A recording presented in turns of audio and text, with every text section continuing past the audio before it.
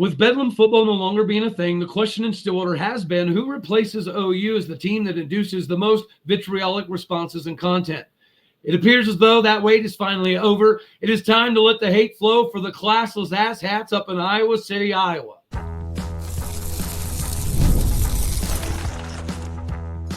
You are Locked On Oklahoma State, your daily podcast on the Oklahoma State Cowboys, part of the Locked On Podcast Network, your team every day. Howdy, y'all, and hello, all. Welcome back to Locked On Oklahoma State, your daily stop for all things Cowboy and Cowgirl related. My name is Cody Stovall. I want to thank you kindly for stopping by to make this your first listen. We're available on all of your podcasting platforms, visually as well on YouTube. Find me personally on X at AllDayOState. Today, we're brought to you by FanDuel. Make every moment matter more, especially right now, when new customers can get $150 back in bonus bets if your first $5 hauler is a winner. Make sure that you get with FanDuel.com to get started today. Meanwhile, we get started in the conversation of the biggest duel of the season happened to take place in Iowa City, Iowa, and the Ferrari curse continues to haunt the Cowboys. The Magic Man, unfortunately, did not have enough magic at his disposal to get a W against the Iowa Hawkeyes in Iowa City, Iowa. And of course, earlier this season, Penn State proved to be the cream of the crop, the top of the heap, and then Iowa and Oklahoma State were competing for that second best title. And out of the Iowa curb stomping given to them by Penn State, they did the full court press to get Bo Bassett. And of course, there's other brothers in line there that could potentially help Iowa wrestling in the future. Oklahoma State did get number 2 wrestler in the country, Jax Forrest, and the number 3 ranked wrestler in the country, Deshaun Ross. So we're not exactly out of the picture when it comes to chasing down Penn State. But this did prove to be fairly problematic for Oklahoma State going up to Iowa City. Shout out to the crowd that was definitely into it. It was adding, again, that vitriolic response because their crowd was they were a little bit less than pleasant. And of course, Angelo Ferrari got the big win that is going to be viewed forever as one of the biggest moments in this duel, much like when Nick Piccinini pinned Spencer Lee at the beginning of the duel in Stillwater, Oklahoma. Hopefully this is reciprocal and we get them in Stillwater at some point in time in the next season or two. Regardless, this is a duel that needs to continue to take place, especially now that Angelo has inspired more hate to fill this space. And of course, OU decided to, take their ball and their money and go to the SEC, which is fine. Good for them. The idea that we're the reason that Bedlam football is not being played is absolutely preposterous. I do think Mike Gundy should shift his perception on having Bedlam. But again, I understand the scheduling conflicts, and it's not like OU is going to open up their piggy bank to help Oklahoma State pay off all of these other colleges that we have set to play. But nonetheless, Iowa, Oklahoma State needs to continue happening. And the biggest benefit of all of this to me is we have an opportunity now at redemption. Regardless of who won this duel, there was going to be an opportunity at redemption in nationals. And that's where Oklahoma State finds itself. Now, we started this thing off pretty hot with Troy Spradley at 125 getting a W. He could have got a tech fall, but he seemed to kind of, sit on the major decision there towards the end of the match. Shouldn't be a big deal. Anytime you get bonus points in a massive matchup like this, it should be pretty beneficial. Then we decided to try to kind of shake it up a bit and throw out Ren Sakamoto at 133. Instead of it being Reese Whitcraft, instead of it being Cale Hughes, we went with the unknown. And I do think it was a really good idea because Drake Ayala is a bad mamma jamma who had a game plan on how to beat Reese Whitcraft. I'm sure he had a game plan on how to beat Cale Hughes if that were to be the case. But he did not seemingly have the same game plans for Ren Sakamoto.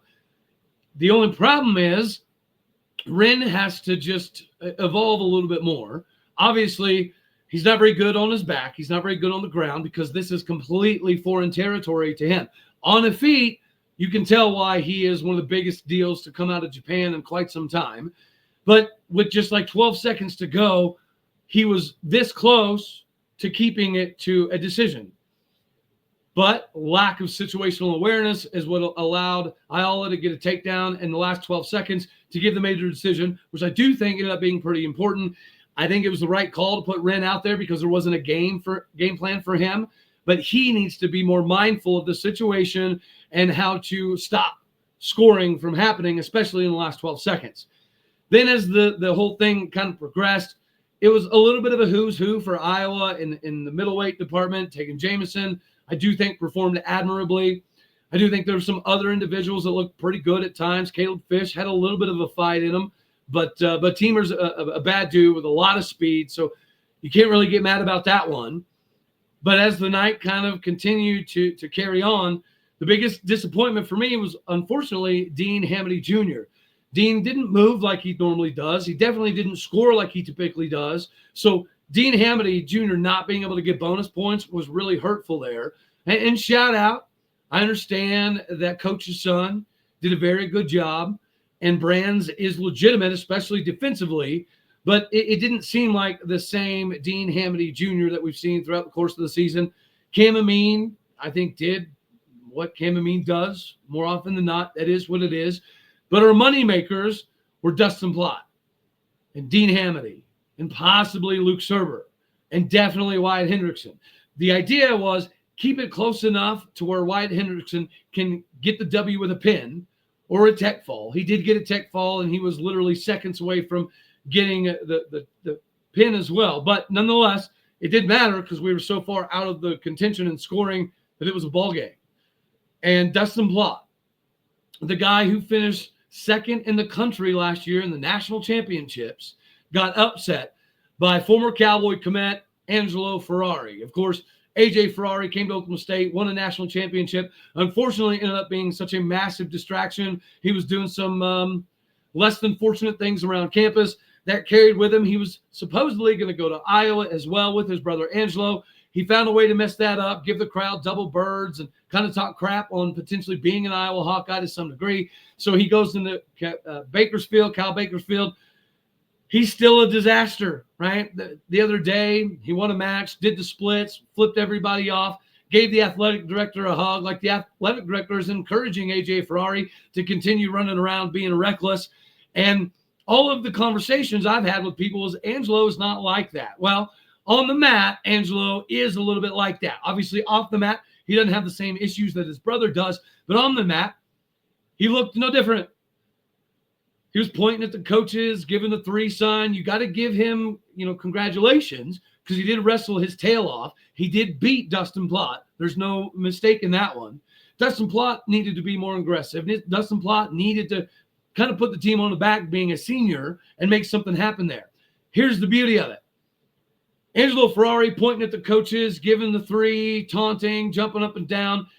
It looked cool. It was probably kind of cool if you're an Iowa fan. But this does build the anticipation for the next matchup considerably more, whether it be in nationals or next season at another duel of this caliber. The hate for Iowa has now kind of taken place. And the reason I say that is because more people have become fans of wrestling at Oklahoma State. Individuals that have never watched a millisecond of wrestling have been watching numerous duels this season just because the excitement level that is being brought by David Taylor, Thomas Gilman. I love seeing Thomas Gilman go crazy on the Iowa mat. Too bad it didn't work out in our favor. Of course, Jimmy Kennedy's a massive hire. Zahid is huge for RTC, as is Roman Bravo Young and Dayton Fix. And we just picked up another one in Joe McKenna, who's going to be absolutely massive for those middleweights. So Oklahoma State is still coming. But now the question of, is Oklahoma State going to be the one who chops down the Penn State tree first, gets a little bit more questionable, because Iowa did come prepared. Iowa got the bonus points when Oklahoma State could not.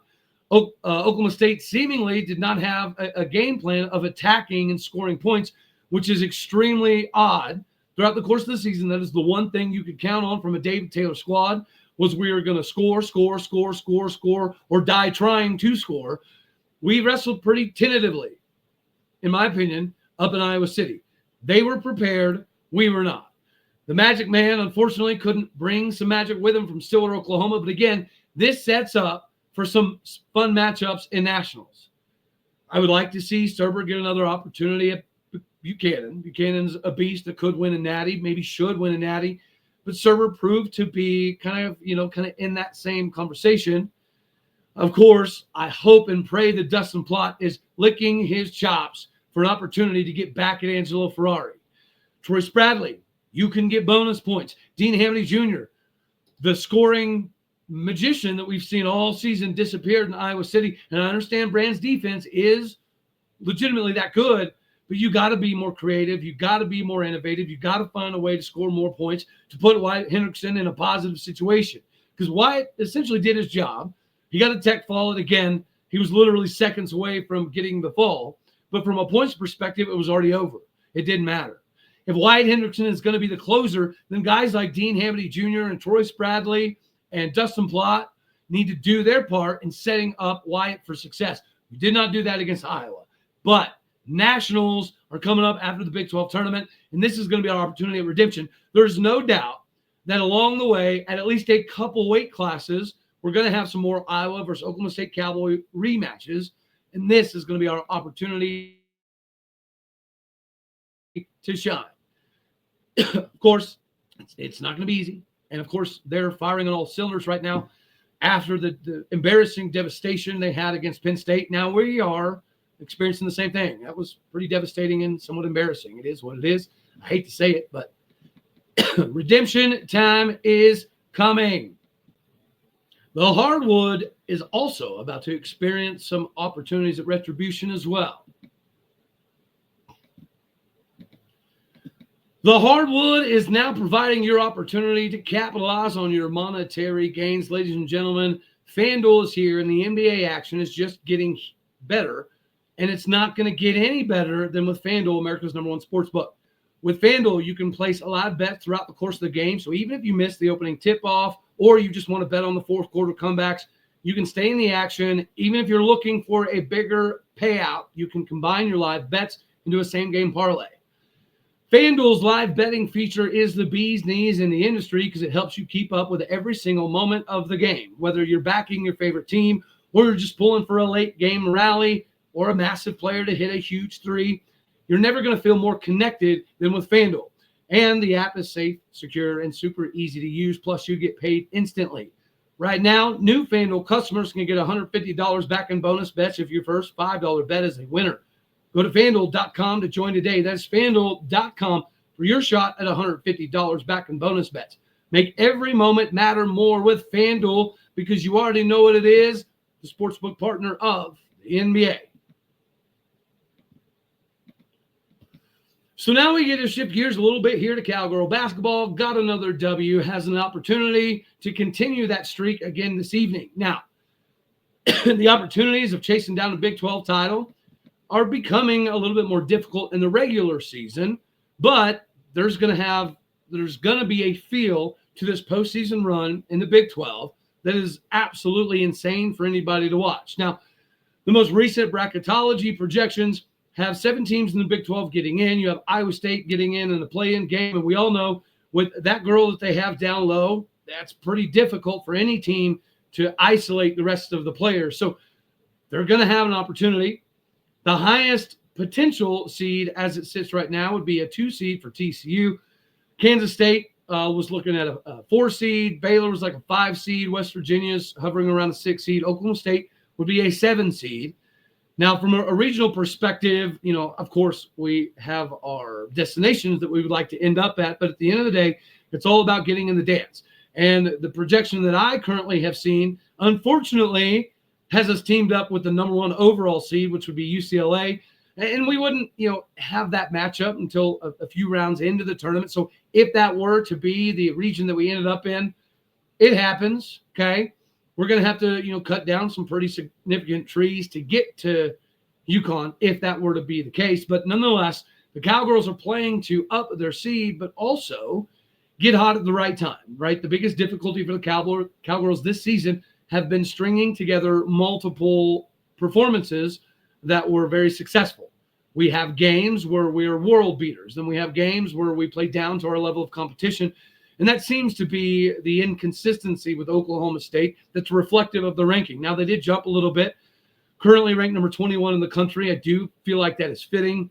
You are still trying to chase down the tops of the conference in TCU and Kansas State and Baylor, which we have beaten every single one of those teams. West Virginia is a little bit of that get-back game that hopefully we can look forward to in the Big 12 tournament.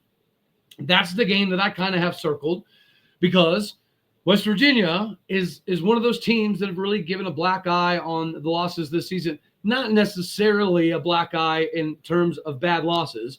The bad losses, of course, are going to be BYU, Kansas, and Houston. Houston is, that one's hard to swallow. But if we can get hot, then all of these up and down performances are kind of just going to be learning moments throughout the course of the season. We're going to be able to look back and think what Jacie Hoyt was able to do with this team. And the biggest benefit that we have to building a little bit of momentum and anticipation is what we're looking at next season.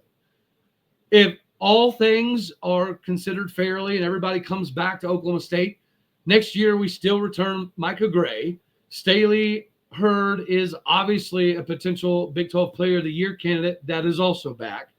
Praise Egarevba looks light years different than she did last season. Now, I know she had to be thrust into the action last year being a true freshman that wasn't quite ready, and it was showing on the court. This last few weeks, Praise Egarevba looks like a completely different ball player that could be a massive piece for Oklahoma State moving forward because we do lose Tinnen Magassa. So having that big shot blocker is going to be something that is a little bit of a limitation. But Macy Hewitt has proven multiple times that she can put up a 30-burger whenever she's getting hot. And as you look to the recruiting class, we still have Elena Girardi coming in as one of the top players in the country. Her connection with Jacie Hoyt is going to be able to help her recruit even more individuals. And not to mention, I don't know how she does it, and maybe with the assistance of Jasmine Player, because Jasmine played professionally in the WNBA and for years overseas. But we get people from Estonia and France and South Africa and things of that nature on a pretty much yearly basis. So there's got to be another big or another sharpshooter or another crazy handler out there that we can get in the portal or the high school realm from another country, because that's something we've been able to do on a pretty regular basis. This team is not going to go down. And Jaden Wooten, she's a role player to some degree this season, but there has been moments throughout the course of the year that we've needed her to kind of take over games in spurts, and she's been able to do that. Her ability to get to the rim is pretty spectacular. Her ability to kind of cut off angles, to draw double teams, to open up passes and perform those passes with next level abilities is pretty remarkable, and something that we get to continue to see at Oklahoma State as time moves on. The replacement pieces in the portal have been huge. Obviously, we just got the W, a very, very convincing W over Colorado, which was fun to see because, of course, they featured Leor Garzon, which used to be the heavy-hitting sharpshooter that we could rely on next to Annegret Aussie. But Leor had kind of come out and said that the reason she went to Colorado is because she wants to play for a team and a university that actually cares about making the tournament. She wants to play for a team that is able and ready to compete for championships. And previously, I'd heard that she'd made some comments about Jacie Hoyt, and she didn't like the way she conducted things. She was kind of holding her back, almost to the degree of selfishness on Jacie Hoyt's part. And Leor Garzon seemingly went to Colorado. She wasn't able to maintain the same playing shape that she was in Stillwater America. She didn't have the same shot that she had here. She doesn't seem to have the same drive, the same spark, the same ability. So it is fun to see somebody kind of throw some shade at Jacie Hoyt and the Cowgirls, and to see her completely lay an egg at her new school and get dominated in Stillwater America. You shouldn't leave somebody like Jacie Hoyt, but if you do, you're going to open up spots for other people. So I guess to some level, we should be appreciative. We're happy we got Stacey Jones. We're happy we got Tinnen Magassa. We're happy that we were able to scoop up Macy Hewitt. So potentially, Leor did some things that were beneficial for Oklahoma State, and then she laid a big old dud in her transfer graduate season at Colorado, which is typically a very good team that does make tournaments. They'll probably make this tournament as well. Or, well, I guess they're currently not projected to be in the tournament, but they're good enough to make some noise if they were to get there. Time will tell. The Cowboys, they got absolutely hammered. Of course, the Bill Self story, the leak that he was potentially looking at Oklahoma State and he was in Stillwater. I know it's been downplayed to some degree that all he was doing was giving his advice on potential hires. That is what it is. It's a smokescreen. This stuff was pushed out by Bill Self's agent for a reason. And you know what? It worked. because Fog Allen Fieldhouse was rocking to a different level. They were rocking like we were a ranked ball club, and they really came in with a good game plan and absolutely put it on. So yes, there were more eyeballs on this game due to the storylines, and it did not go well for Oklahoma State. The Cowboys, I don't know. It's not a bad rebuild year. Again, protecting home court has been the number one criteria for acceptance, and he's done that. We're like 10-3 at home. Who cares if we're 1-10 on the road or 1-11, whatever it is? It's okay. We'll survive. Just like Cowboy baseball seems to be back to surviving again. Is it real? Should we get excited? Or is it just more of overpowering an opponent?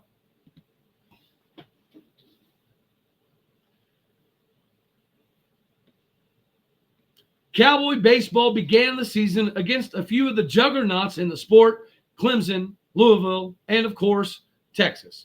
It did not go so hot for the Cowboys. Now, there were some highway robberies at Global Life Field against Clemson. There was a couple insane plays that by the rules of baseball absolutely make zero sense. So hopefully the umpire situation continues to get better. Am I blaming the umpires for everything? No, we had other opportunities. They shut us down in the last 2 innings, and they got runs when they needed to. So it is what it is. Hammering Louisville did show that we have capabilities with the bats that are the standard at Oklahoma State. And then, of course, we laid a dud against Texas, which is whatever. It's Texas. We don't like them. So it is what it is. The Cowboys then lost to flipping Texas State. Like, what are we doing? That's embarrassing. We responded with back-to-back wins over UT Arlington in what was supposed to be a series due to the inclement weather that came through Stillwater and there being like 5 inches on the snow on the ground the other day. We weren't able to do that. Cowgirls continue to be kind of up and down, but they did get another W, 2 W's the other day, including a W over Central Arkansas.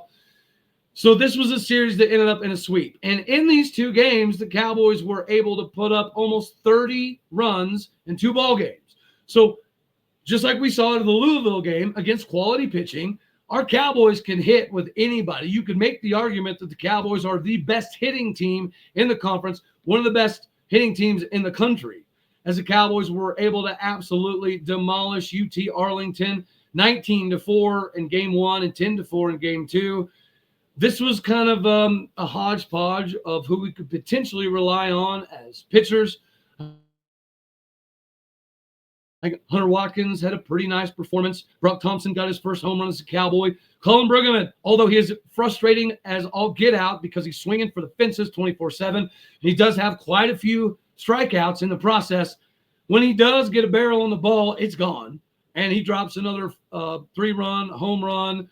Sean Youngerman comes in. He looks like he might be carving out a role for him as the go-to closer, but we also have Mario Pesha that could be in that closer role. So this could be another starting potential in the rotation. Noah Wack came in to replace Watkins. Obviously, Noah Wack and Ethan Lund are 2 freshmen that we feel like on the mound can contribute instantaneously. And speaking of freshmen who are contributing right away, Garrett Scholl, the 6'2", 205-pound true freshman from Enid, Oklahoma, that put up college numbers at David Allen Memorial Ballpark in Enid, Oklahoma, which is the size of a college field. You knew he was ready, but, starting as a true freshman, that's almost unheard of until this day and age. It was kind of funny that Tom Holliday talked on air when the game was going on, game 1 against UT Arlington, and in regards to conversations with his son, essentially saying that when you bring these big-time freshmen in, whether you think they're 100% ready to go or not, you have to play them. It's become a byproduct of the sport, unfortunately, because if you do not play them as true freshmen, then all you're doing is allowing them to use the top facilities in all of college baseball in the country to get prepared to leave you and go somewhere else.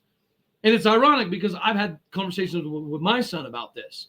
Even if you're not quite quote unquote good enough to play at Oklahoma State, if you get the opportunity to go there, partial scholarship, walk on, whatever the case may be, if you can utilize those facilities and the capabilities from the electrical machines and the biomechanical things that they do. And the cryo chamber therapy stuff, all of that. If you can utilize that at Oklahoma State and then you end up somewhere else, you're going to kind of catapult your capabilities. Obviously, Josh Holliday understands that. And so now you're seeing freshmen that even if they may not quite be ready, they're going to play. Garrett Scholl is ready. They feel like Ethan Lund is ready. Noah Weck is proving to be a valuable piece already. I like the Hawaii transfer, Harrison Bodendorf. He's got that weird kind of submarine setup. Got a little bit of a different three-quarter-ish arm angle. Came into the season with a pretty good sweeper, a very serviceable slider. And now he showed everybody that he's got a slurve mixed in there as well. It's like a little bit of a slider, a little bit of a sweeper, a little bit of a downward action, almost 20 inches vertical break. It's pretty impressive stuff. And then you have Gabe Davis, who's still coming back from the offseason collarbone surgery and things of that nature. So he might be 95%, but he's still not 100%. What Gabe Davis looks like this upcoming Friday will probably be a good telltale sign of where he's at in his maturation process as the ace for the Cowboys staff. There's a lot of potential on this staff. There's a ton of power at the plate. Every single player, 1 through 9, does hit home runs, has hit home runs, can hit multiple home runs in any ballpark in the country. So the banger bust mentality is very frustrating when you have the speed and talent to utilize some semblance of small ball, but we don't. That part's frustrating. But the upside to being a banger bust ball club is it doesn't matter who's batting. It doesn't matter what inning it is. It doesn't really matter all that much what the score is. We're never out of a ball game. That's the benefit to being a banger bust, is you have multiple DHs that expect to come in and hit at 360, 370 as well. So the expectations are what they always are, and that is compete in a super regional, preferably at Obrate. But, hosting regionals at Obrate has not gone super well for us. So I wouldn't be completely upset if we ended up at another regional. But, of course, then you're robbed more or less from the opportunity of hosting a super. And that is why Obrate was built to host super regionals. We need to get back to that. Of course, we have the talent. We have multiple draft pick dudes lined up. We just have to get the most out of them. We have to understand where we're at in the lineup. I will say it's impossible to pitch around people. You can't really pitch around Nolan Schubert because then you got to worry about Jason Jones. You can't pitch around Jason Jones because then you've got Colin Briggerman. You've got Aiden Miola. This team is dangerous, and every single pitch could change the ballgame. That is cool. But it's also frustrating when you have all of this talent and potentially multiple first-rounders, and you can't get out of your own way. You have to be able to play a little bit of small ball, so I'd like to see that. We haven't seen that yet. We haven't really seen that in a while. So hopefully we get some of that. Hopefully we continue to see the Cowgirls get some W's.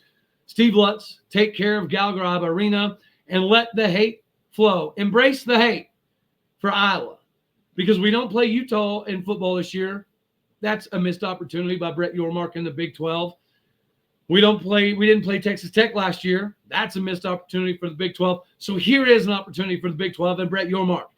You need to back the brand of wrestling versus Iowa as the WWE event of college wrestling, of college sports. That's where we should have the Undertaker and all of these Randy Orton stars. I like them at the Big 12 title game and football. It's cool. Let them build up Iowa, Oklahoma State every single year for wrestling because the hate is here. The Ferrari curse is living on. We've got to find a way to crush it. We've got to find a way to crash out the Hawkeyes next season. Until then, that's all we're going to have for this one right here. As always, I love you. God bless. Go, folks. Thank you for tuning in to make this your first listen here in Locked On Oklahoma State. You could be anywhere. So happy you choose to be here. Like it if you liked it at home. Hang dislike if you don't. That's okay too. More importantly, share, comment, and subscribe. Podcast people out there, you're the bricks, the bread, the butter. You're what makes this thing turn, baby. Do what you do. Hit the stars, leave a review. Later, taters.